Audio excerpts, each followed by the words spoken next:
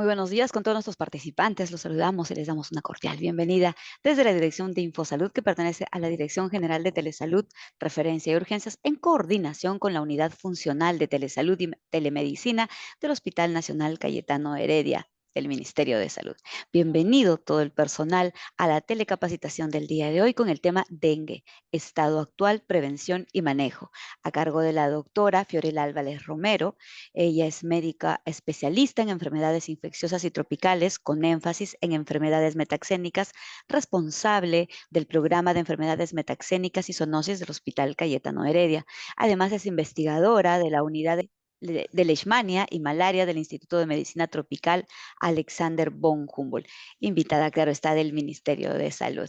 Muy buenos días, doctora Fiorella Álvarez Romero. Es un privilegio tenerla con nosotras. Bienvenida y adelante. La escuchamos. Ok, muchísimas gracias a todos, gracias por la invitación. El día de hoy nos trae un tema que es bastante actual, muy necesario, que vamos a ver en las gráficas. El objetivo de las cifras que voy a mostrar no es alarmarnos, sino estar preparados para lo que se nos va a venir. Entonces, este es un primer con el contenido que vamos a tratar. Vamos a pasar esto rápidamente. La pregunta clásica, ¿no? ¿Qué es el dengue? Creo que acá ya todos sabemos que es el dengue. Es una enfermedad viral causada por el virus dengue, es endémico, epidémico, sobre todo en zonas tropicales y transmitido por la hembra del Aedes aegypti, ¿no? Que es un arbovirus y es una enfermedad, ojo, reemergente. Dengue existe desde hace más de 100 años y en las últimas décadas hemos visto que está en aumento en todo lo que es la zona tropical. Entonces, ¿por qué es la importancia? Es importante porque es una enfermedad, como habíamos dicho, endémica tanto en zonas tropicales como subtropicales, donde vivimos nosotros, y se estima aproximadamente unos 50 millones de infecciones al año y más de 2,5 millones de personas que se encuentran a riesgo a nivel mundial. Y ojo, esto es data antigua. Vamos a ver los mapas actuales que nos predicen que esto va a seguir expandiéndose.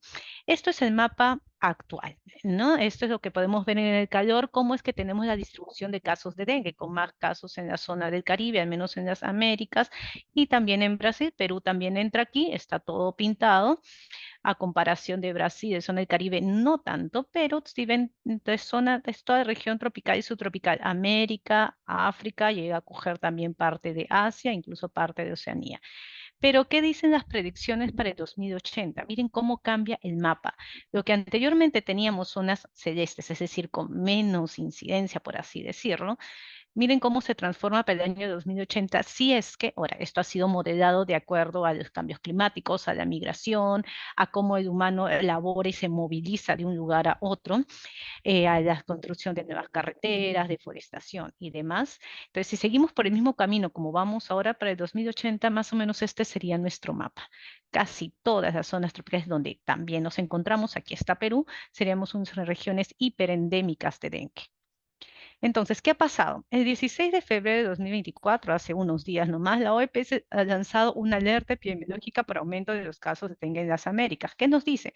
Que en la región de las Américas se registra actualmente el 80% de casos de nivel mundial de dengue. Del mapa que hemos visto, que es toda esta zona tropical, el 80% de los casos están viniendo de las Américas. ¿Por qué nos preocupa eso? ¿Qué pasó el año 2023? Si recordamos, el año pasado solo en las Américas se presentaron más de 4,5 millones de casos. Más de 7,600 casos fueron graves y hubieron más de 2,300 fallecidos en las Américas.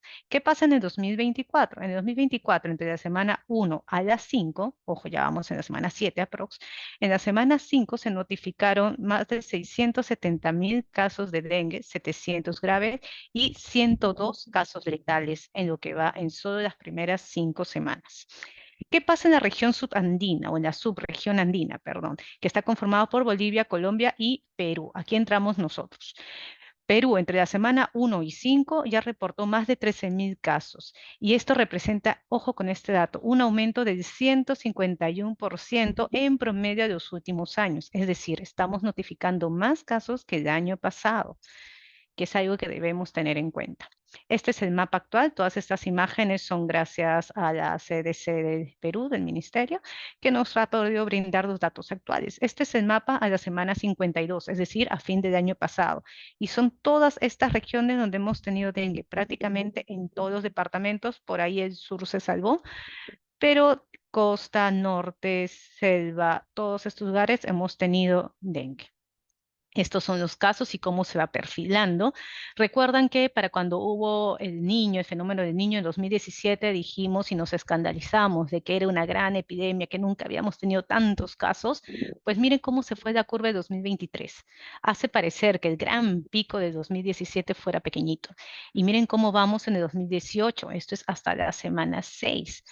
Entonces, ya vemos que estamos con la misma tendencia a reportar muchos casos o a presentar muchos casos. Para el 10 de febrero, que fue el corte de esta información, ya teníamos 18.000 casos. Ojo, a la semana 5 iban 13.000. En solo una semana aumentaron 5.000 casos más.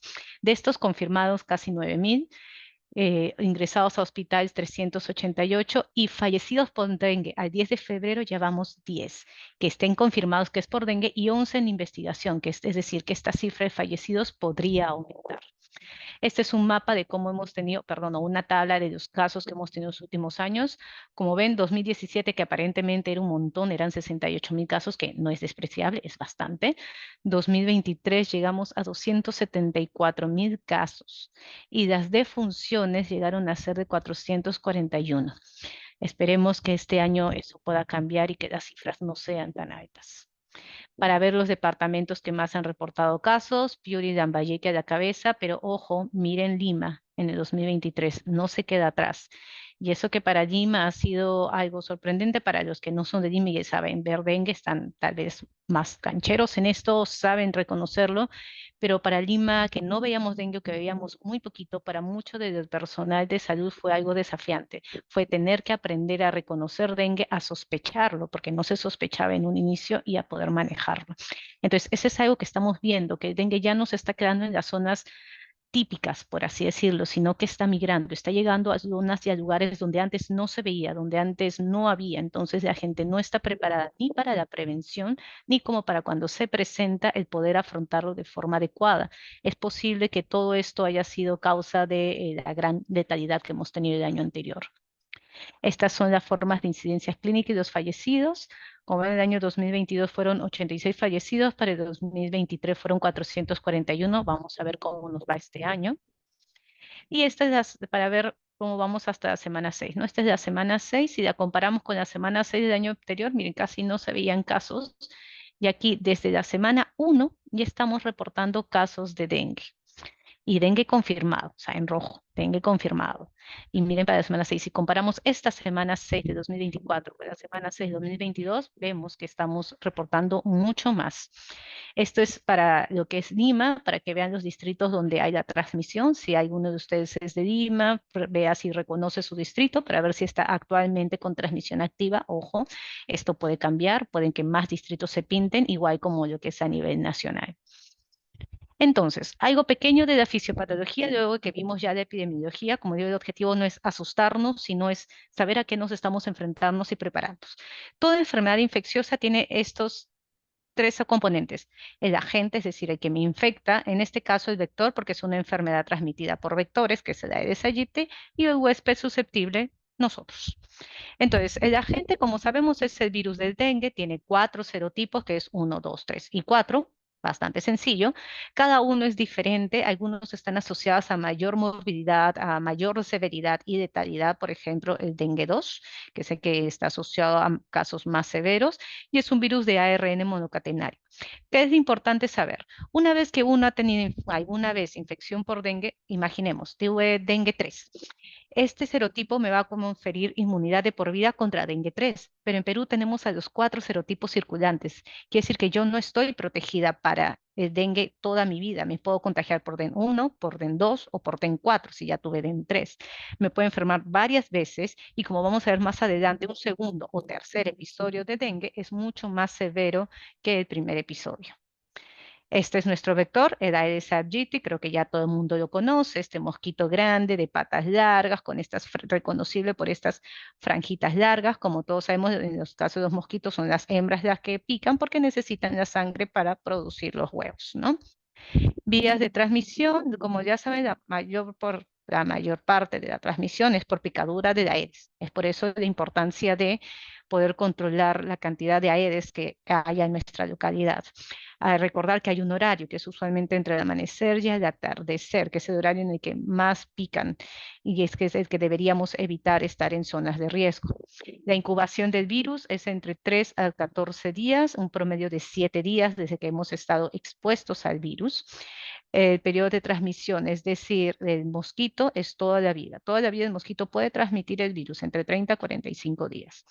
Existen otras formas de transmisión, no solamente es por el Aedes, que es lo más frecuente, pero existen otras formas. Se ha demostrado la transmisión a través de donación de órganos, a través de madre-hijo, sobre todo durante el periodo periparto o cercano al parto, en trasplante de médula ósea, en trasplante de renal. Se ha habido también documentado en lo que es transfusión de hemoderivados. Y también se ha visto lo que es la transmisión sexual, pero se ha reportado un par de casos. Pero también existen otras formas de transmisión. Entonces, ¿qué ocurre? ¿Por qué el dengue es tan importante? ¿Por qué me preocupa que hayan tantos casos? ¿Por qué estamos aquí hoy reunidos? Dengue va a ser fisiopatológicamente dos grandes cambios.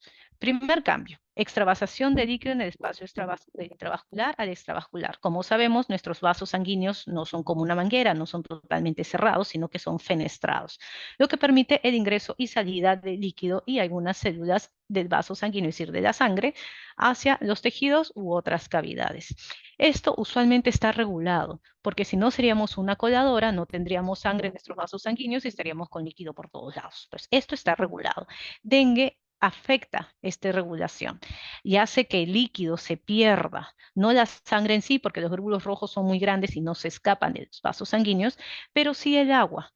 Entonces el paciente va a estar deshidratado, va a estar con una presión baja, pero este líquido se va a ir a cavidades, va a ir a cavidad pleural, causando dificultad para respirar, va a ir a zona de hígado, causando el clásico dolor importante en lo que vendría a ser el hipocondrio, que incluso puede llevar a rotura hepática, puede haber líquido en vaso, en cavidad abdominal, causando la citis, el edema en los miembros inferiores, entre otros. Ese es por un lado. Y por otro lado, lo que ya más sabemos todos es que disminuye las plaquetas y disminuye y afecta también su actividad. Por ende, altera todo lo que es nuestra coagulación y va a desencadenar lo que es una coagulación intravascular diseminada. Entonces, estas son algunas diapositivas cortesía del MINSA de algunas capacitaciones anteriores. ¿Qué es lo que pasa? Hay una liberación del NS1. ¿Qué es el NS1? El NS1 es una partícula viral, es un antígeno viral, que va a ser muy importante porque este NS1 es el que nos va a permitir poder hacer el diagnóstico temprano. Entonces, NS1 es una partícula del virus y es muy importante no solo para reconocer y para darnos cuenta que estamos ante un dengue, sino porque este NS1 es el que causa la liberación de toda la cascada de citoquinas inflamatorias, alteración de las plaquetas, es el que hace todo el trabajo sucio, por así decirlo. Toda esta inflamación, toda esta liberación de plaquetas va a causar un daño en el endotelio, que es el tejido que cubre o la primera capa que cubre los vasos sanguíneos y por eso la extravasación de líquidos altera las plaquetas. Esto hace que haya aumento de la vascularidad, la permeabilidad vascular, se extravasa el plasma, factores de coagulación y todo esto puede llegar incluso a un shock, sangrado o daño de órgano blanco con la consiguiente severidad y o muerte del paciente. Esta es una pequeña gráfica que básicamente dice lo mismo. Tenemos a la persona que está con el virus en sangre. Va a haber una alteración en la permeabilidad de los vasos sanguíneos. Conforme pasen los días tenemos más chance de hacerlo, llegando a un pico entre más o menos el quinto y séptimo día. Ahora vamos a ver las fases con más calmas. Y toda esta reacción inflamatoria moviliza esta presencia del virus, va a liberar este antígeno de aquí que hemos dicho, el NS1, y todo esto va a activar toda la cascada inflamatoria y los mediadores a los macrófagos, a las natural killer, van a alterar este vaso sanguíneo, van a alterar estas células endoteliales, permitiendo que, como ven acá en las flechas azules, haya extravasación de líquido, ¿no? Que es lo que habíamos mencionado, y también va a afectar a las plaquetas causando la plaquetopenia. Entonces, ¿cuáles son los órganos que pueden estar afectados? Puede estar afectado hígado, corazón, sistema nervioso, todo. Dengue puede causar cualquier alteración. Si bien lo más frecuente es baja la presión o una hepatitis, realmente también puede haber compromiso neurológico, compromiso cardíaco, que también está acá mencionado, hay carditis por dengue, entre otras complicaciones. Entonces, ¿cuál es la clínica? Que es lo que más nos importa, porque es importante para saber reconocerlo. Entonces, tenemos que el dengue puede ser una enfermedad subclínica o inaparente. Hay personas que pueden estar infectadas y no hacen mayor sintomatología o algo muy, muy leve, una fiebre indiferenciada de 1 o 2 días y ya está. Tenemos el dengue clásico con los signos de alarma y podemos llegar al dengue grave. Todo es el espectro de la misma enfermedad. ¿De qué va a depender que me quede en dengue inaparente o que me haga un dengue grave o severo o me muera por dengue? De muchos factores que ahora los vamos a ver. Entonces, habíamos dicho que la enfermedad tiene 3 fases y son 3 fases bien marcadas que debemos tenerlas claras. La fase febril, obviamente, fiebre, no es una fiebre baja, es una fiebre elevada, 39, 40 grados, que como habíamos dicho empieza entre unos 3 a 10 días después que tuve la picadura del mosquito, un promedio de 7 días. Y esta fiebre suele durar entre 3 a 7 días, exagerando 7, no más de 7, pero en promedio entre 3 a 5 días.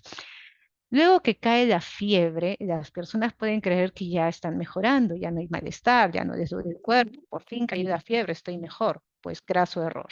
Una vez que cae la fiebre es donde entramos en la etapa crítica. Esta etapa crítica dura entre 48 a 72 horas y es llamada crítica porque es aquí donde el paciente podría descompensarse.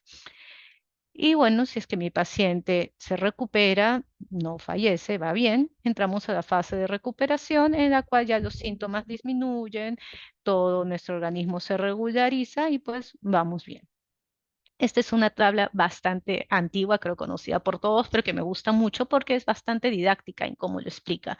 Estas son las 3 fases: febril, la fase crítica y la fase de recuperación. En la fase febril, como habíamos visto, tenemos la temperatura, que es una temperatura alta. Y ojo, aquí es donde tengo el virus en sangre. Es aquí, en esta fase febril, los primeros 5 días, en el que yo puedo hacer un diagnóstico temprano, ya sea mediante técnicas moleculares de PCR para detectar el virus o simplemente con una prueba rápida del antígeno NS1, que hay en muchos puestos de salud. ¿Por qué? Porque aquí voy a tener el virus dando vueltas en sangre y por ende voy a tener todas sus partículas, incluyendo el NS1, que es el que quiero detectar. Entonces, esa es la prueba indicada para esta fase. Pasamos la fase febril, como digo, se va a la fiebre, entramos a la fase crítica. Aquí ya vemos cambios en el laboratorio. Vean, sobre todo lo que es hematocrito y plaquetas. El hematocrito aumenta, no porque estoy fabricando más sangre, obviamente, sino porque estoy perdiendo líquido de mis vasos sanguíneos y por ende da la falsa impresión de que mi hemoglobina mejoró, mi hematocrito mejoró. Eso quiere decir que estoy hemoconcentrando. Si nosotros vemos un aumento de hematocrito en un paciente con dengue que estamos haciendo seguimiento, eso ya debería alertarnos. Y por otro lado, también vemos la caída de las plaquetas. Entonces, aquí estamos viendo la extravasación de los líquidos y la caída y alteración de las plaquetas, entre otras cosas. Y luego tenemos la fase de recuperación en el que ya se reabsorben los líquidos, todo va bien, las plaquetas aumentan, el hematocrito vuelve a su nivel basal. Entonces, más datos acerca de la fase febril. Es una fiebre alta, usualmente de un momento a otro. Aquí son características mialgias que el paciente que ha tenido dengue o algunos que hayan tenido tal vez puedan referirnos, que sienten que les hubieran golpeado. El paciente te va a decir, doctor, siento que me han agarrado a palos. Me duele todo el cuerpo, es una cefalea intensa, es un dolor retrocular. Bueno, yo no va a decir retrocular, no va a decir me duele detrás de los ojos. Puede haber dolor abdominal, falta de apetito, náuseas, pueden haber vómitos. Puede haber rash, aunque lo usual es que rash se presente en la fase de recuperación, pero también puede haber rash en la fase febril. En la fase crítica, como habíamos dicho, más que estos días es tener presente. Tuve la fase febril, terminó la fiebre e inmediatamente estoy empezando la fase crítica que dura entre 2 a 3 días. Es aquí donde se pueden presentar los signos de alarma, como vómitos, dolor abdominal severo, trastorno de sensorio, entre otros que vamos a revisar. Aquí es donde se da lo que hemos visto, ¿no? Se extravasa el plasma, hay alteraciones en la coagulación y bueno, se altera la presión. Dura entre 24 a 48 horas o incluso hasta 72 horas. La fase de convalescencia ya es la reabsorción de los líquidos, hay mejora sintomática y acá tenemos un rash muy característico que por ahí les voy a mostrar algunas fotos, que son las islas blancas en un mar rojo. El paciente está todo rojo, pero por ahí hay algunas pequeñas zonas blancas que vendrían a ser las islas. Acá debemos vigilar que no haya una sobreinfección bacteriana porque ha habido tal alteración en nuestro sistema inmunológico que nos ha dejado per se o indefensos posiblemente ante otras bacterias que podrían aprovechar esta situación. Ya hay aumento de leucocitos y de las plaquetas. Y ojo, hay algunos pacientes, la mayoría, que quedan con un cuadro de fatiga post-dengue, que no es muy crónico, no dura muchos días, pero también se presenta. Entonces, esta es la clasificación. Antiguamente, hace ya más de 15, 20 años, se hablaba del dengue clásico y del dengue hemorrágico. Ahora tenemos tres grados de dengue: el dengue sin signos de alarma, un dengue con signos de alarma y el dengue severo. El dengue sin signos de alarma, pues el paciente que está con fiebre, que está en una zona endémica o donde hay transmisión actual de dengue, ya no podemos hablar tanto de viajar a zonas endémicas porque como vieron en el mapa que presenté 2023, dengue tenemos en todo lado, y que tenga fiebre y dos más de los siguientes, ya sea náuseas, vómitos, el exantema que es el rash, dolor de cabeza, mialgia, cualquier signo de alarma o el torniquete que ya algunos deben conocer, que usemos el manguito del tensiómetro, presionamos unos minutos para ver la formación de petequias. ¿Cuáles son los signos de alarma que debemos tener presentes y claros siempre y que son los que nos van a decir si es que mi paciente se podría complicar o no? Dolor abdominal intenso y continuo, usualmente es en hipocondrio y esto es debido al acúmulo de líquidos que está habiendo tanto en hígado como en vesícula, así que una ecografía abdominal para los que tienen la posibilidad ayudaría, pero igual basta de tener dolor abdominal intenso y continuo, ya es un signo de alarma. Vómitos persistentes, recordar que mi paciente está perdiendo líquido del intracelular, perdón, del intravascular. Si a eso le sumo vómitos, la deshidratación va a ser peor. Y muchas veces los decesos por dengue es por una mala hidratación. Entonces hay que tener muy en cuenta los vómitos. Acumulación clínica de fluidos, mi paciente está con edema o le cuesta respirar, al momento de auscultarlo escucho roncantes, le hago una placa y veo que está congestionado o tiene ascitis, cualquiera de esos acúmulos de líquidos ya es un signo de alarma. Sangrado de mucosas, por supuesto, porque nos está diciendo de que ya hay una alteración en la coagulación. Por ejemplo, mi paciente se lava al lavarse los dientes o cepillarse está sangrando, él no sangraba antes.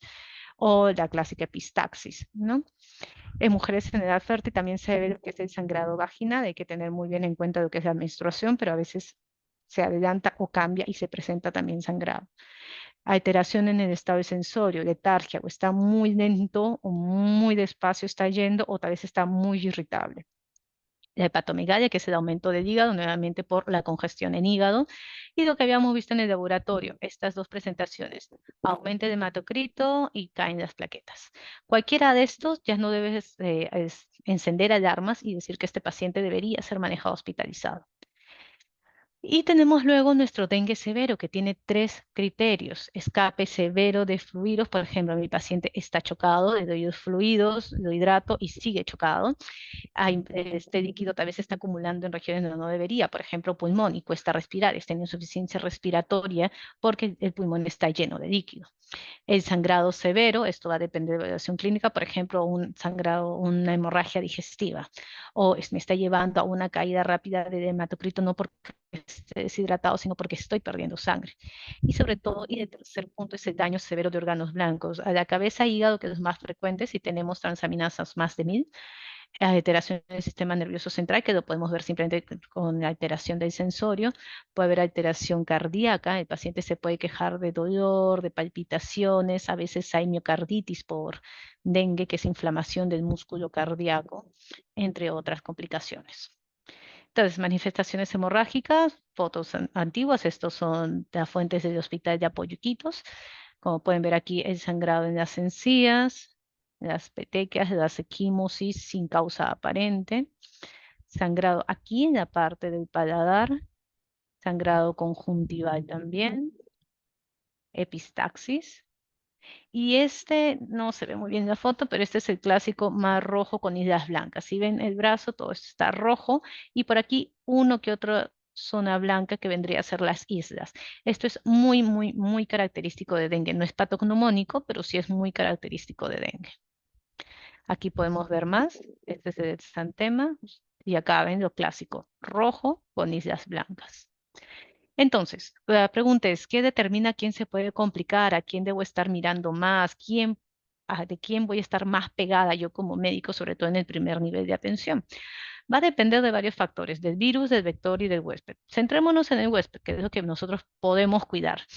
Tenemos que ver cuántas picaduras ha recibido, tal vez en qué zona estamos, de edad, recordar que los niños pequeños o los adultos mayores son los que suelen complicarse, sexo, usualmente se complica también más las mujeres, etnia y algunas etnias más susceptibles. Si el paciente tiene alguna enfermedad crónica, ojo, basta que el paciente tenga una enfermedad crónica como hipertensión, diabetes, enfermedad renal, para nosotros tener que estar más pendientes del estado nutricional de mi paciente. Y bueno, factores genéticos, habría que averiguar con la familia si es que ha habido antecedentes de dengue en la familia, si es que ha habido antecedentes de algún dengue severo en la familia o incluso el mismo paciente, sobre todo ver si el paciente ya ha tenido dengue antes. Como habíamos mencionado, un segundo episodio de dengue puede ser peor que el primero. Del virus va a depender de los serotipos circulantes. Como les comenté, en Perú circulan los 4 virus, los 4 serotipos. Si es que tenemos un aumento del serotipo 2, pues estamos en problemas porque este es mucho más agresivo. El nivel de la viremia, que bueno, para eso ya son pruebas más especiales y entre otras cosas. Y sobre todo la presencia pues de los vectores y la cantidad de vectores que podamos tener. Este es un cuadro también de Loreto, de lo que fue de la epidemia o el brote que tuvieron en el 2011, y son los signos con los que se presentaban los pacientes a la institución. A la cabeza, fiebre, pues es fiebre del dengue. Fiebre, dolor de cabeza, dolor muscular, dolor abdominal, entre los más frecuentes. Vómitos, nada despreciable en un 61%. Había diarrea, ya rash, ojo, hepatomegalia, casi un 40%, que ya es un signo de alarma, nada despreciable. Gingivorragia, 22%, hipertensión, 22%, y llegamos hasta el menor, que felizmente fue trastorno sensorio, con 2.4. Pero como ven, aquí tenemos varios signos de alarma que se presentaron durante este brote. Del mismo autor. Acá podemos ver cómo todos los síntomas, la fiebre, cefalea, dolor muscular y demás, empiezan a caer. Son más importantes los primeros 3 a 5 días y luego ya empiezan a caer hasta el 10.º día en el que prácticamente no se presenta. Diagnóstico diferencial. Todo lo que es rash, dolor muscular, fiebre y picaduras de mosquitos no necesariamente solo dengue. Hay muchas enfermedades que se parecen al dengue. Si vamos al norte del país, Tumbes sobre todo, tenemos lo que es fiebre chikungunya. La diferencia es igual por un arbovirus, también es por la picadura de Aedes, también puede haber rash, puede haber fiebre. La diferencia entre chikungunya es que usualmente cursa con más dolor articular. Es un dolor articular mucho más intenso que en el caso de dengue. Zika, que si todos recuerdan, en el 2015 hubo un gran brote en Brasil, también llegó Zika al Perú, en Ica hubo mucho Zika. Si bien es cierto, la sintomatología aparentemente es más leve, es similar, pero aparentemente más leve, recordar que Zika durante la gestación puede causar alteraciones en el producto, causando microcefalia. Malaria. También cursa con fiebre, malestar, puede haber un poco de rash. Lo característico de malaria son los rigors, estos escalofríos intensos. Y bueno, hay zonas endémicas bastante características de malaria. Leptospirosis es una enfermedad bacteriana que a veces es muy difícil diferenciar de dengue. Vamos a tener fiebre, vamos a tener sangrado en conjuntivas, puede haber un poco de ictericia, lo cual nos ayudaría un poco a diferenciarlo, pero puede haber fiebre muscular. El dolor muscular sobre todo es más exquisito en las pantorrillas, y también puede haber, como digo, sangrado conjuntival. Y también está en las mismas zonas tropicales y subtropicales. Entonces es otro de los diferenciales. Fiebre amarilla. Felizmente las zonas de fiebre amarilla están disminuyendo y gracias a la vacuna cada vez vemos menos, pero también es un diferencial. Hepatitis viral, no, por no dengue obviamente, y entre otras enfermedades, ¿no? Entonces, ojo, si bien es cierto, estas enfermedades pueden confundirse con dengue, también puede que se presenten al mismo tiempo que dengue, siendo algo más complicado. Pueden haber coinfecciones. No es poco frecuente ver pacientes que tengan dengue más algo más. Entonces, siempre abrir las posibilidades y no cerrarnos con un solo diagnóstico. Muy bien, lo más importante, hay un paciente que creo que tiene dengue. ¿Cómo lo diagnostico? Lo más importante es el diagnóstico clínico. Las pruebas de laboratorio nos ayudan solamente a confirmar nuestra sospecha, pero el diagnóstico tiene que ser por sospecha, es un diagnóstico clínico, y con eso basta para que nosotros iniciemos el manejo para dengue hasta poder confirmar el caso si es que se puede. Entonces, tenemos que evaluar los signos y síntomas, ver el nexo epidemiológico. Como ya vimos, hay que tener en cuenta que dengue se expande. Falta de nexo epidemiológico es lo que fue un dolor de cabeza al inicio en Lima el año pasado. Muchos médicos no están acostumbrados a ver dengue. Médicos que tal vez no han salido de Lima más que para el Serún, y no son de especialidad, no ven enfermedades tropicales, pues pensaron al inicio que era cualquier otra cosa. Habían alteraciones de los linfocitos, en las plaquetas, en el hemograma, pensaban a veces hasta en linfoma, enfermedades rarísimas, y todo era dengue. Y el problema era que no había esa sospecha clínica. Entonces hay que tener en cuenta, hay que sospecharlo, y si nuestra sospecha es alta, debemos manejarlo como dengue hasta demostrar lo contrario. Si tenemos suerte de poder tener a mano las pruebas serológicas y las pruebas rápidas, pues esto es lo que vamos a ver. Hay dos cuadros diferentes. Esto es para lo que es infección, y aquí vamos a ver lo que es la infección secundaria, y esto nos va a ayudar a explicar por qué una infección secundaria es peor. Infección primaria. Vamos a ver, como les expliqué, los primeros días es donde tengo el virus en sangre. Entonces aquí una prueba molecular para detección de virus sería lo ideal.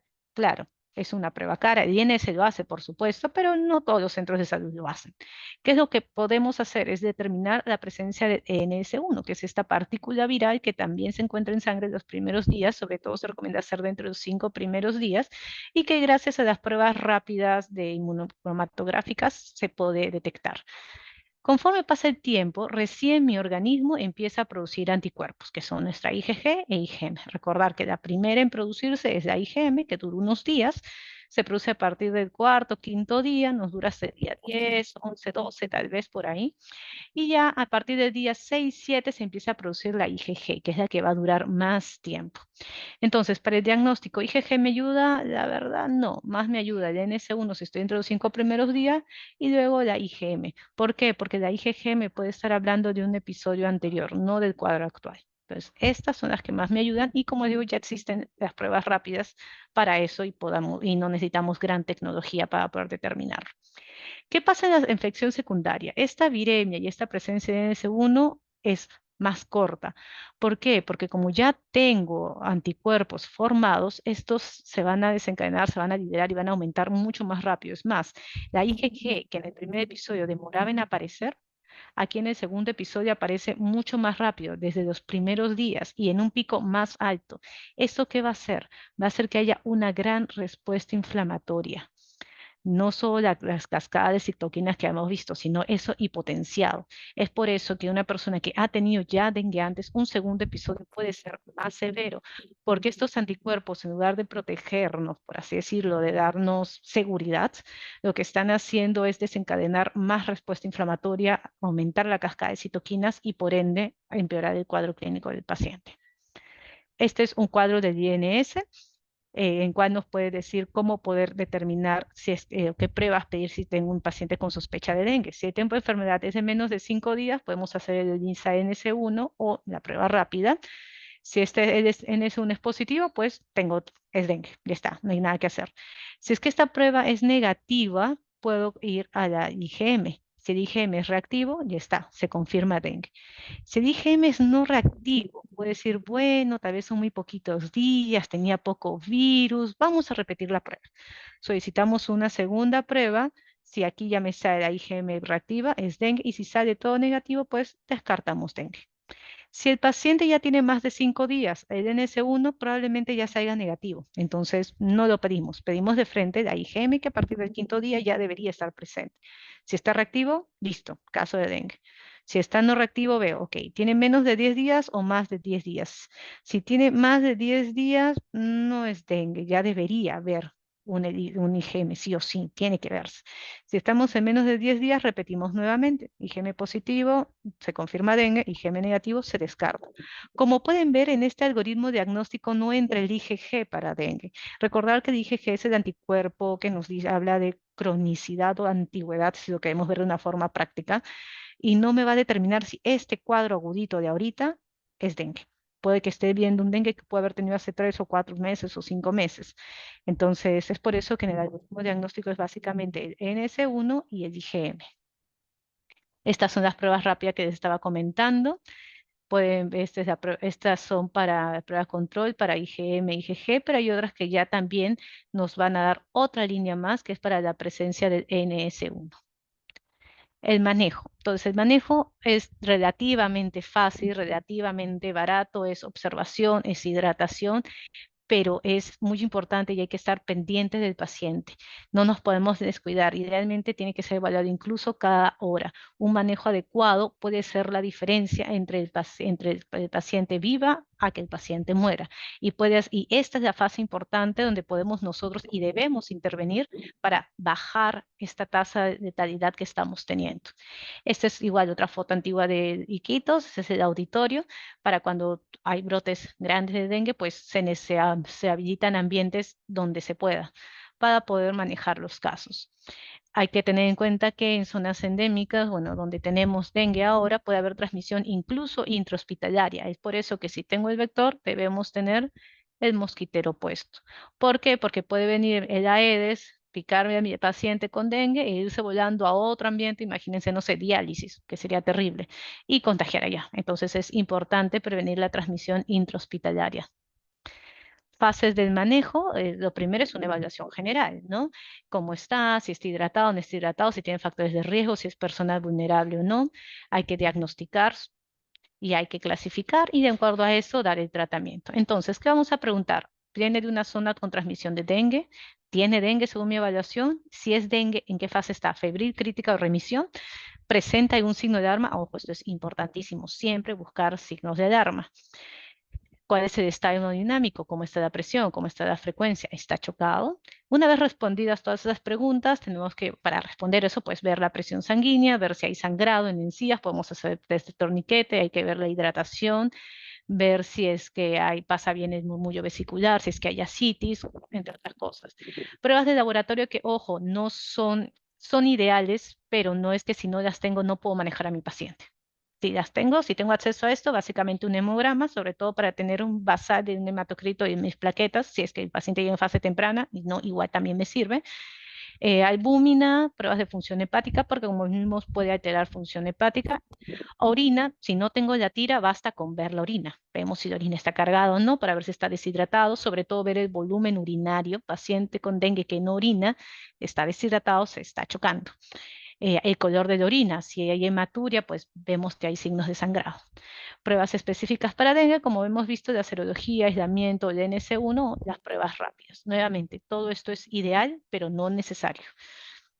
Entonces, hay grupos de manejo. Tenemos grupo A, grupo B, grupo C. Grupo A es el dengue sin signos de alarma que voy a manejar en su casa. Grupo B, paciente con signo de alarma o vulnerable. Y grupo C es dengue grave. Entonces, dengue A, que es sin signos de alarma, lo puedo mandar a casa y lo puedo manejar ambulatorio si es que tolera la vía oral, si es que sé que está orinando, me dice que sí está orinando normal, que la orina es clara, no está cargada, no está roja, evaluado y no hay signos de alarma, no hay riesgo social, es decir, no es un anciano, no es una persona que vive sola, no es una persona que vive a 4 horas caminando del centro de salud más cercano, y ojo, la evaluación es diaria.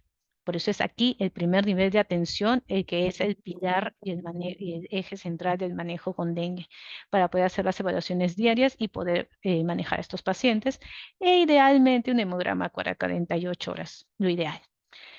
Entonces, en el grupo A, lo importante es hidratación. Si no hay signos de alarma y buena tolerancia oral, pues que se hidrate. ¿Con qué? Con agua. Prefiero agua de coco. Prefiero mi jugo mi jugo, mi té, lo que sea, lo que tengan a mano, lo que más les guste, pero que se hidraten y vía oral. Entonces, hidratación, reposo, paracetamol para la fiebre y dolor. Pregunta, o lo que siempre vemos, mucha gente se automedica, que eso empeora las cosas. Usan aspirina, AINES, porque la fiebre no me baja con paracetamol, yo necesito el metamizol y si es ampolla, mejor, porque la ampolla actúa más rápido, cura más rápido. La clásica que nos dicen los pacientes, ¿no? Antibióticos, porque está con fiebre, ¿cómo no va a tomar antibióticos? Y muchas otras cosas como laxantes, enemas, consumo de orina y demás, que ustedes deben haber visto mucho más que yo. ¿Qué pasa? Todo esto está contraindicado. ¿Por qué? Recordar que dengue altera la función de las plaquetas. Las aspirinas, los AINES, incluyendo metamizol, ibuprofeno, naproxeno y compañía, suelen alterar la función plaquetal y coagulación. Entonces, tengo una enfermedad que me baja las plaquetas, que me altera las plaquetas y le doy una medicina que hace lo mismo, estoy causando más fuego y estoy alterando más el cuadro. El antibiótico no tiene nada que ver, es una infección viral, no va a hacer absolutamente nada. Y laxantes y demás, lo único que va a llevar es a deshidratación. Entonces, básicamente, agua. El grupo es, como digo, estos pueden ser manejados diario o cada 48 horas, hay que monitorar la evolución, hay que ver cuándo es la defervescencia, porque recordemos que cae la fiebre y empieza la fase crítica, y ahí nos va a ayudar el monitoreo con el hematocrito cada 48 horas para ver cómo va el hemoglobina, cómo va el hematocrito, cómo van las plaquetas, y sobre todo vigilar en cada consulta si es que aparece o no signo de alarma. El paciente puede estar en cama, consumo de líquidos, puede ser leche, jugo de fruta, lo que tengan a mano. Idealmente no solo agua sola porque también hay desequilibrio electrolítico. El paracetamol, puede haber compresas para la fiebre. Si la fiebre no cede con el paracetamol, pues un baño de agua tibia. Y idealmente, si tengo un caso, esto es importante, hacer el cerco epidemiológico, buscar criaderos y tratar de limitar, ¿no?, la presencia de estos. Grupo B, dengue con signos de alarma. Estos se hospitalizan, sí o sí. ¿A quiénes voy a hospitalizar? Cualquiera que presente los signos de alarma que ya hemos visto. Aquel paciente que tal vez no tenga signos de alarma, pero tiene comorbilidad a la cabeza, gestantes, por ejemplo. Gestantes, pacientes con de enfermedad renal, pacientes que se dialicen, paciente diabético, ellos deberíamos hospitalizarlos. Y personas con riesgo social, como les comenté, ¿no? El pobre anciano de 70 años que vive solo a 4 horas caminando del centro de salud. Le pasa algo, nadie lo va a ver, entonces deberíamos hospitalizarlo. A ellos, ¿qué vamos a hacer? La hidratación, ojo, no necesariamente por estar hospitalizado es endovenoso. Si tolera la vía oral, la hidratación bioral siempre es la primera opción. Si no la tolerase, vamos al tratamiento endovenoso. Nuevamente, paracetamol, y en el mundo ideal y perfecto el que deberíamos cumplir es una reevaluación cada hora. Los que han tenido oportunidad de trabajar en una UBICLIN, que es estas unidades de observación de pacientes con dengue, saben que hay una hoja de monitoreo y realmente hay que ver cada hora, hay que ver la presión, hay que ver la frecuencia, hay que ver el sensorio, si presenta algún signo de alarma, si hay sangrado o no, si es que está orinando. Es muy importante la diuresis. No necesitamos poner una sonda Foley, no hay que ser invasivos, pero sí tenemos que medir la diuresis del paciente. Paciente que no orina, paciente que está en problemas. Nuevamente, ¿hay aspirina, antibióticos laxante? Contraindicado. No. Estas son las ubiclines, como ven es una cama para el paciente, el mosquitero, porque estamos en una zona de transmisión y no queremos pasar el dengue a otras personas, y aquí pueden ver el tablerito que está al pie del paciente, donde se hace el monitoreo horario, que debería tener como mínimo ubiclin un médico las 24 horas, personal de enfermería y personal auxiliar de enfermería. Es lo mínimo que debería tener un ubiclin en el mundo ideal y perfecto. Entonces, dengue con signos de alarma e iniciar inmediato de hidratación oral o endovenosa. Si es que hay vómitos o trastorno de sensorio, pues no voy a ir con vía oral, ¿no? Y sobre todo, ¿con qué voy a hidratar? A ver, puedo decir, mi presión está baja, voy a usar coloides. No, la primera opción son siempre los cristales, es decir, nuestro buen, antiguo y noble cloruro de sodio. El esquema de hidratación lo vamos a ver aquí. Esta diapositiva nuevamente también es cortesía del ministerio. En el grupo B1, es decir, paciente con grupos de alarma, iniciamos con bolos de 20 mililitros por kilo, podemos dar hasta 3 bolos dependiendo de cómo está nuestro paciente, luego bajamos a 10 mililitros por kilo las 2 siguientes horas, entre las 2 y las 4 horas a 5 a 7, luego de 3 a 5 y luego vamos a dar un mantenimiento de 2 a 3. Pero ojo, no simplemente voy a cumplir este horario, yo tengo que ver cómo está mi paciente, cómo está hemodinámicamente y tengo que ver que está orinando. Si no logro esto, pues me quedo con dosis un poco más altas hasta poder lograr que mi paciente orine y luzca hidratado. Este es las ubiclines, que como hemos visto se debe estar tomando las funciones vitales, el gasto urinario y demás. Este es un pequeño algoritmo que es parte de la guía que el INS nos dio para el 2018, si no me equivoco, es una guía extendida. Este es el dengue que tenemos que ver si es que tolera vía oral, si es que no tolera vía oral, soluciones cristaloides, si es que ya tolera fluidos vía oral. Vamos a ver si es que hay mejora o no. Si es que hay mejora, continuamos con una hidratación de mantenimiento. Si es que no hay mejora, tenemos que incrementar la hidratación. Si vemos que sí hay mejora, pues vamos bajando la hidratación y lo reducimos hasta una hidratación mínima para lograr esto, una diuresis por encima de 0,5 mililitros por kilo hora. Este es nuestro objetivo. Si no logramos esto, tenemos que seguir hidratando. El grupo C, el dengue grave, es aquel paciente que no solo hospitalizo, sino que debería estar en unidad de cuidados críticos.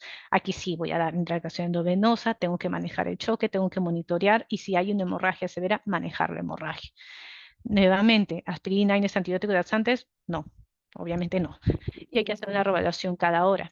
Esta es hidratación similar a la anterior, pero con más horas, como ven, aquí era hasta las 4 horas, aquí es hasta las 6, pero nuevamente esto no es estático, va a depender de cómo está mi paciente. Voy a ir haciendo estos cambios si mi paciente responde, si no, me quedo con dosis elevadas. Nuevamente, empezamos con nuestros bolos de hidratación, si es que vemos que hay mejora, pues bajamos, si es que no, seguimos administrando los bolos.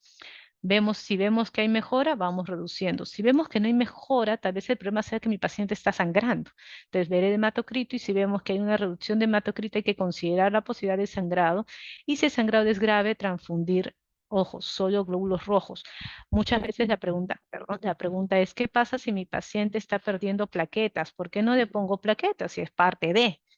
Pues la verdad es que no, plaquetas no se ponen. Los estudios han demostrado que si yo transfundo plaquetas por si acaso en mi paciente, así tenga, incluso los que tienen menos de 10.000 plaquetas, no demuestran ningún beneficio. Entonces no tenemos que desesperarnos por el nivel de las plaquetas. ¿Podemos transfundir sangre? Sí, si es que hay un sangrado evidente, si es que no hay mejora con fluidos. Pero bueno, sangre me refiero a glóbulos rojos, no sangre total, pero no plaquetas. Plaquetas no se transfunden, no han demostrado beneficios, sino todo lo contrario. Ok, hospitalicé a mi paciente, lo manejé bien. ¿Cuándo puedo darle de alta? Si es que la presión está bien, al menos las últimas 48 horas, no hay sangrado activo, no hay vómitos, tolera vía oral, no hay fiebre más de 48 horas, está orinando bien y la estancia no es de unos 3 días más. Bueno, esta estancia realmente va a depender de mi paciente. Pacientes complejos van a necesitar más días. Uso irracional de medicamentos, que hemos estado hablando. Antibióticos no ayudan, es un virus. Por gusto voy a dar un antibiótico, no hay bacterias ahí. AINES, metamizol y demás, efectos secundarios alteran más la función de las plaquetas. Antieméticos, está vomitando, podríamos decir hay que darle un antiemético, de verdad no ayudan. Antiácidos tampoco, menos corticoides. Ya tenemos una alteración en nuestro sistema inmunológico que está literal se ha vuelto loco con el dengue. Si a esto le sumo corticoides que lo altera más, tenemos más daño. Entonces, no debemos automedicarnos y este es el mensaje que debe llegar a la población. En caso de dengue, no automedicarse. En cuanto a lo que es la prevención, pues lo que muchos de ustedes hacen en sus regiones es levantar todo lo que puedan ser residuos que puedan acumular el dengue, sobre todo en zonas donde la lluvia es intensa, porque aquí es donde se pueden formar los criaderos.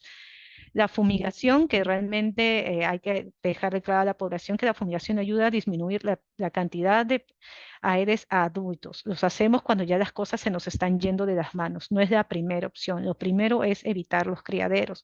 El uso del abate en los recipientes de agua, donde en muchas regiones se tiene que acumular agua, entonces el abate nos ayuda, u otro que se está usando actualmente, para hacer función del herbicida. Esto es mucho más importante, por ejemplo, que lo que vendría a ser la fumigación. Nuevamente, si estamos fumigando es porque las cosas ya se nos están escapando de las manos. Sirve, sí, pero lo ideal sería no tener que llegar a eso. Es importante poder eliminar el dengue y algo pequeño acerca de vacunas. Al momento existen 3 vacunas aprobadas. Bueno, esta última todavía recién está aprobada, pero está todavía en estudios. Demaxia fue la primera en ser aprobada, se lanzó más o menos en 2017 con bombos y platillos. Es hecha por Sanofi. Todas estas 3 vacunas, las 3 son virus vivo atenuado y son tetravalentes, es decir, quieren cubrir a las 4 variedades. Demaxia son 3 dosis, de día 0, 6 meses y 12 meses. ¿Cuál es el problema con Demaxia? Que en pacientes seropositivos mayores igual de 9 años, en niños mayores de 9 años, da una protección contra el dengue severo. Pero ¿qué pasó una vez que salió al mercado? Aquellos niños entre 2 a 16 años que no habían sido expuestos a dengue previamente y recibían la vacuna, tenían un mayor riesgo de dengue grave y de hospitalización. Por eso es que Demaxia o la vacuna para el dengue no es una vacuna para el turista, es una vacuna en la que tengo que demostrar que ya haya tenido dengue antes, porque si no, me expongo en lugar de protegerme a hacer dengue grave y severo. La vacuna Aqueda, o que es de Ataqueda, que es la que se está usando actualmente en Brasil y es la que se conversaba en la posibilidad de traer al país, también virus vivo atenuado, tetravalente, son 2 dosis, el día 0 y a los 3 meses, pero está indicado solo a niños de 6 a 16 años. En los niños seropositivos, es decir, que hayan tenido dengue antes, la eficacia de prevención de un dengue sintomático es de un 64%. En los niños no expuestos es más segura que en Demaxia, pero la eficacia disminuye a 54 años a 54%, perdón. Y ojo, que lo ideal es haber estado expuesto antes y está aprobado para niños, todavía no para adultos. Y esta es la tercera vacuna, esta es la vacuna de Estados Unidos, la TV003, todavía no tiene un nombre. También virus vivo atenuado tetravalente es una sola dosis, lo cual representa una ventaja.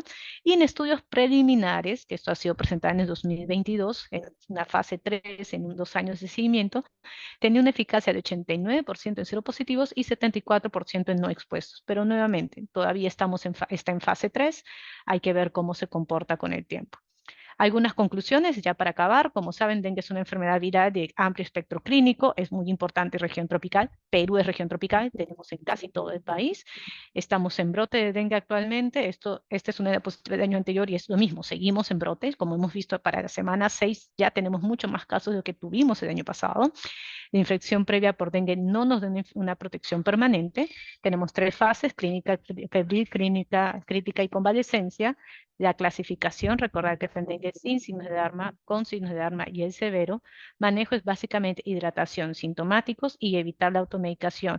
Lo más importante es prevenir, evitar los criaderos, y es muy importante que nosotros como personal de salud creemos la confianza en la población. Si la población no confía en nosotros, va a ir a automedicarse a la farmacia, va a ir con charlatanes, van a hacer un mal manejo y van a llegar tarde con nosotros. Si llegan tarde con nosotros, es poco lo que podemos hacer. Entonces es muy importante, aquí depende mucho de nuestros medios de difusión, que la población, uno, nos ayude a eliminar criaderos y a no tener criaderos en casa, y dos, a que puedan confiar en su sistema de salud, que la idea es ayudarlos, apoyarlos y manejarlos a forma adecuada. Muchísimas gracias. Muchísimas gracias a nuestra excelente ponente, doctora Fiorella Álvarez. Excelente exposición, doctora. Creo que nos ha quedado bastante clara, pero igual, los invitamos a todos a continuar dejándonos sus preguntas en nuestro chat. Doctora, voy a dar lectura inmediatamente. ¿Cuáles son las acciones prioritarias en el primer nivel de atención para pacientes con dengue? Ya, ahí hay muchas. Empezamos con lo que es la prevención. El primer nivel lo hacen siempre, ¿no? Que es salir en estas campañas que se coordina con las municipalidades para lo que es el recojo de inservibles, para lo que es colocar los larvicidas en los recipientes de agua. La comunicación y difusión de las actividades es muy importante para la población. Nosotros como personales de salud podemos querer hacer todo genial, pero si la población no está comprometida con nosotros, no vamos a tener buenos resultados. Y sobre todo en poder atender a los pacientes y poder el personal que atiende a los pacientes, no solo médicos, enfermeras, técnicos, todos los que atendemos pacientes, poder reconocer o sospechar de dengue y sobre todo reconocer los signos de alarma. Paciente que no tenga signos de alarma puede ser manejado en el primer nivel, pero apenas se descubra algún signo de alarma, pues ser referido, si es necesario, a las instancias superiores. En el caso de gestante, la transfusión de plaquetas pre e intraoperatoria está indicada para controlar el No. sangrado. Llegar a una cesárea en una gestante es algo bastante complejo. Ahí es una situación diferente. Si es que es preoperatorio y está muy baja, podría ser, pero solo en el contexto de la cirugía para evitar complicaciones quirúrgicas. Pero si es que no, no está indicada tampoco la transfusión. Correcto, Ahora, muchísimas para, gracias. Sí. para abarcar un poquito más, el dengue durante la gestación aumenta no solo la mortalidad materna en 3 veces, y si es dengue grave, muchísimo más, sino que también puede causar pérdidas espontáneas o pérdidas tempranas, nacimientos de neonatos, o también parto prematuro o niños con bajo peso al nacer. Es por eso que las gestantes siempre son vulnerables, tanto ellas como el producto. ¿Tiene algún papel el uso de vitamina K durante manejo de dengue con signos de alarma o dengue con disfunción multiorgánica? No, ninguno. La vitamina K usualmente la usamos cuando hay una falla, más que una falla hepática. La vitamina K nos va a ayudar a que el hígado pueda producir lo que son los factores de coagulación. Pero si mi hígado está fallando, no importa todos los insumos que yo le dé, simplemente no va a poder fabricar factores de coagulación. Entonces la vitamina K ahí no nos ayuda para nada. Gracias, doctora. Criterios de hospitalización según valores de laboratorio, valores de plaquetas mínima tolerable. No tenemos un valor mínimo tolerable, pero sí, o al menos no establecido como tal, pero sí deberíamos ver la tendencia. Por ejemplo, va a depender del paciente que tengamos. Si tenemos un paciente que es hipotenso con 140 de plaquetas, lo voy a hospitalizar.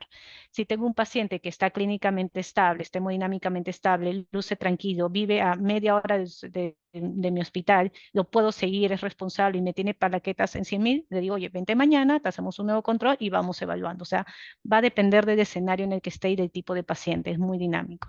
¿Existe algún caso de dengue atípico o que no concuerde a la clínica y examen de laboratorios mencionados? Existen muchos casos que son difíciles de diagnosticar. Por ejemplo, si le pedí la prueba muy temprano, la viremia era muy bajita, puede salir baja, sí. Entonces, hay casos que todavía están en investigación, o que tal vez llegaron muy tarde al centro de salud, como estos 11 fallecidos que aún están en investigación si fue dengue o no, pero no es lo usual. Pero sí, por supuesto, puede ocurrir. Por eso es que no debemos necesariamente esperar resultados. Por eso es que el diagnóstico y el manejo empieza desde la sospecha clínica. ¿Alguna preferencia en el nivel de plaquetas para considerar segura el alta? No. Básicamente vemos que estén mejorando. Por ejemplo, que hemos tenido pacientes que llegan a, ejemplo, llegan a 10.000, pero ya cae la fiebre y veo que las plaquetas están al alza, están 50.000, luego 80.000, 100.000, veo que esta tendencia al alta y con la mejora de mi paciente, ya podemos darle de alta. En las postas de salud, en los establecimientos, si ven que alguien tiene dengue, ¿no? Si ya tienen el diagnóstico, luego de ello, del manejo, ¿deben monitorear todavía al paciente? Sí, por supuesto, hasta ver que el paciente pase la fase de convalescencia. Y nuevamente, cayó la fiebre, no es que me alegro y está bien. Empieza la fase crítica, tengo que estar pegada a mi paciente 48 a 72 horas, si es que es ambulatorio, citarlo seguido. Y luego de eso, si es que ya fase de 72 horas pasó la fase de peligro y el paciente está mejor, ya podemos dar el alta y dejar el monitor. Gracias, doctora. Ante mejora leve de signos de alarma y PAM estable, ¿se debe disminuir el nivel de volumen administrado? Sí, correcto. Es por eso que vamos bajando el volumen de acuerdo al horario hasta dejarlo idealmente solo en un mantenimiento. Y si mi paciente ya mejora, tolera la vía oral, pues retirar la hidratación endovenosa y pasar a la vía oral y vigilar la diuresis. Después del proceso de dengue, ¿por cuánto tiempo más se mantendrán los dolores musculares o quedará como un problema ya crónico? No como crónico, como hemos visto en el post-COVID, que si hay un post-COVID crónico de fatiga, pero sí que va a depender de mucho, es muy idiosincrático. Hay pacientes que cae la fiebre, les va mejor, pasan a fase crítica y están geniales. Hay pacientes que durante 1, 2 semanas todavía tienen un poco de fatiga, de cansancio, de mialgias, pero no suele ser algo que se cronifique. El manejo a una gestante con dengue en el primer nivel de atención. Sugeriría no manejarla en el primer nivel de atención. Una gestante sí debería ser referida a un nivel superior, porque idealmente deberíamos hospitalizarla y aquí no solo le estamos viendo a ella, sino también estamos viendo al producto. Perfecto, doctora. Respecto a incrementar, ¿no? Elevar las plaquetas, ¿se debe consumir algo? No, no hay alimentación que hagamos que las va a subir, es simplemente el proceso, por eso es que es hidratación, soporte y monitoreo, nada más. Nos están preguntando, bueno, tenemos varias preguntas respecto a la vitamina C, si es que se pueden colocar de forma intravenosa, endovenosa, perdón, si, por ejemplo, también sería utilizada para pacientes sin signos de alarma. No ha demostrado ni la vitamina C, ni la vitamina K, ni ningún otro tipo de suplemento que vaya a mejorar. Que pueda hacer daño, bueno, estoy haciendo un endovenoso prolongado en un paciente con fragilidad vascular, entonces no lo recomendaría y aparte que no ha demostrado ningún beneficio. En una mujer que menstrua y con diagnóstico de dengue, su RC de 3 días, pero sigue con sangrado por más o menos 10 días, ¿cómo se cataloga y qué acciones tomar? Es bastante frecuente, al menos es lo que hemos visto nosotros el año pasado, o que se prolonga la menstruación o se adelanta. Entonces, ante la duda, sí deberíamos considerarlo como un signo de sangrado y monitorear más de cerca a esta paciente, idealmente hospitalizarla y ver todo el contexto de la paciente. Pero sí, sí es algo que hemos tenido que lidiar al menos el año pasado aquí en Lima. O las menstruaciones se prolongan o me dicen yo soy regular, pero se me adelantó 1 o 2 semanas en ese contexto de entonces sí tendríamos que observarla y monitorearla. Pero esto es por kilo de peso y en el adulto sí son 4 gramos, que son las 8 tabletas al día. No deberíamos exceder eso porque en ningún contexto en general, porque ya puede hacer daño hepático y hay que recordar que dengue por sí ya está lastimando hígado, por eso hay que tener cuidado con las dosis. Gracias, doctora. En los pacientes que ingresan por metorragia, epistaxis, hematemesis, gingivorragia, ¿se puede indicar ácido tranexámico? No va a ayudar en nada, porque es diferente el mecanismo, no es por rotura de vasos o fragilidad en sí, es las mismas plaquetas y la misma coagulación la que está alterada, entonces no nos va a ayudar. Lo que sí nos ayudaría a veces es algún antiemético, aunque tampoco ayuda mucho en el rash, cuando ya está en la fase convaleciente, pues usar antihistamínicos para la picazón y la comezón que este rash conlleva, pero sintomáticos. Los demás no ayudan. Por eso es que el manejo es relativamente sencillo, porque es hidratación, paracetamol, sintomáticos. Pero lo más importante es el monitoreo estricto que hagamos. Si no hacemos un buen monitoreo, se nos van a escapar los signos de alarma y el paciente es ahí donde se nos va a descompensar. Por ejemplo, en un paciente que está en su quinto quinto día de enfermedad y comienza a hacer edemas luego de hidratación EB, ¿es necesario suspender la hidratación o o disminuirla? ¿Qué medidas se debe tomar? Esa es una muy buena pregunta, porque ahí ya entramos en territorio un poco escabroso, porque tú dices, ok, la presión está baja o estás deshidratado, tengo que hidratarlo, pero está extravasando. Entonces, ahí sí el manejo es mucho más complejo. Nuevamente tenemos que ver si está orinando o no está orinando, hidratar lo mínimo necesario para que pueda orinar, pero no causar más extravasación de líquido o más edema pulmonar. Esos casos son muy complejos y esos casos sí deberían estar manejados en una UCI para poder manejar mejor los fluidos. Gracias, doctora. ¿Cuál sería el manejo adecuado de un paciente con dengue y leptospirosis? El manejo es similar, básicamente de hidratación, el paracetamol, pero aquí sí voy a agregar un antibiótico porque leptospirosis es una espiroqueta, es una bacteria y sí necesita antibiótico. Lo bueno dentro de todo es que leptospira es relativamente sencilla de tratar. Si es un caso leve, le damos amoxicilina, cipro, voy a atacarla. Si es un caso que está hospitalizado, le podemos dar ceftriaxona, dosis de 1 gramo cada 12 horas y también va a ser efectivo. Igual aquí tener más cuidado con lo que es la función renal, recordar que leptospira cuando se complica hace el weight que es con compromiso hepático marcado. Entonces es tener en cuenta el monitoreo, pero en el manejo es similar agregando el antibiótico.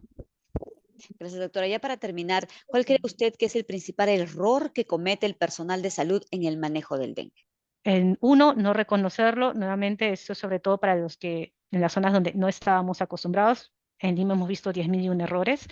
Dos, no reconocer los signos de alarma. Y tres, podemos nosotros saber mucho, pero si no le comunicamos al paciente la importancia del monitoreo, la importancia de estar alerta, también hemos fracasado. Es importante nuevamente lograr la confianza del paciente, que nos entienda, que entienda la importancia de los controles, la importancia del monitoreo, a fin de que no se complique, tanto el paciente como el familiar, ¿no?